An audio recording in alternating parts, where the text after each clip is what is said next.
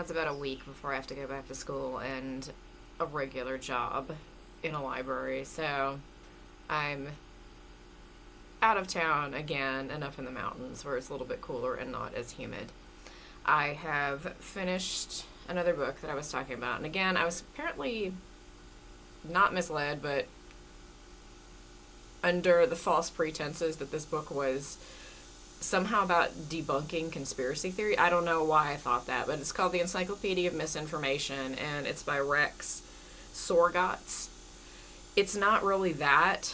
The book was very, very good in spite of not being exactly what I expected.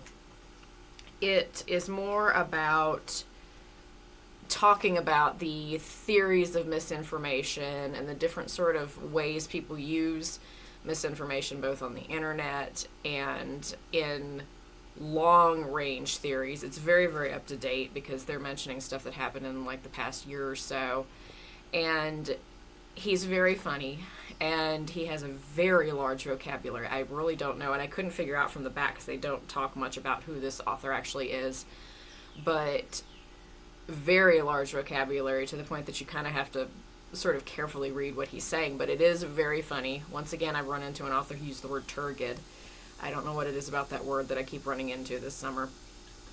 But it's all sorts of stuff like confidence games and moon landing hoax. He mentions in here Plato's cave, reality-based communities, Truman syndrome, all sorts of stuff that he talks about that is not really conspiracies so much. It's more just how people have misunderstood things. People have misled people with different sorts of theories and ideas and why people think certain things and why we kind of get in our own bubble of hearing this information, and eventually false information sort of becomes the trend in a lot of these different online communities, and even before online communities were a thing. So this is a very, very good book. It's written in an encyclopedia format with the different articles.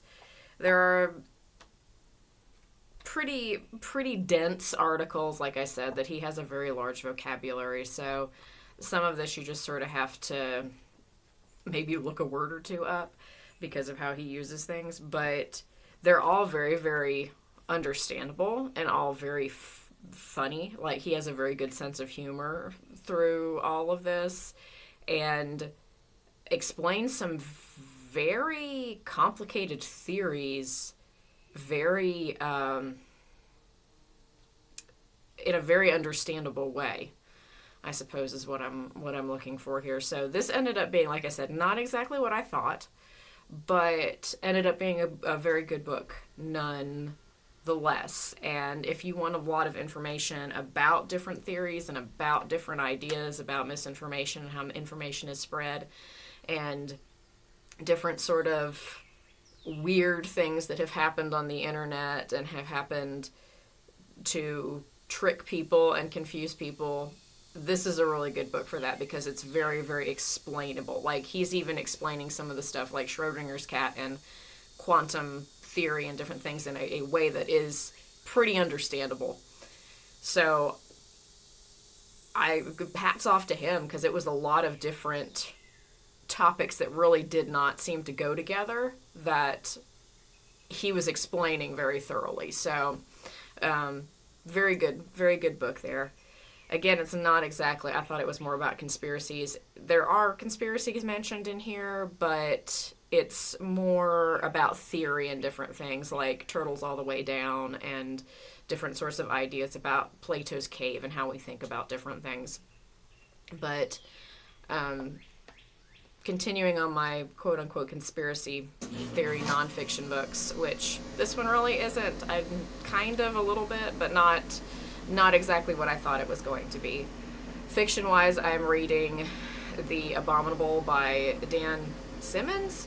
It's the guy who wrote The Terror and Drood.